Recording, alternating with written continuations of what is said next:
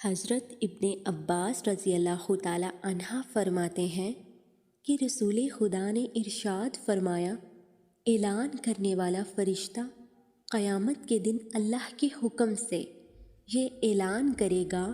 کہ 60 سال کی عمر والے لوگ کہاں ہیں؟ یعنی دنیا میں جن لوگوں نے 60 سال کی عمر پائی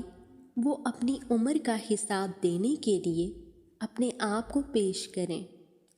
اور یہ عمر وہ عمر ہے جس کے بارے میں اللہ تعالیٰ نے یہ ارشاد فرمایا ہے، کیا ہم نے تم کو ایسی عمر نہیں دی جس میں نصیحت کرنے والا نصیحت حاصل کرے اور تمہارے پاس ڈرانے والا بڑھاپا بھی آ چکا ہے؟ جزاک اللہ۔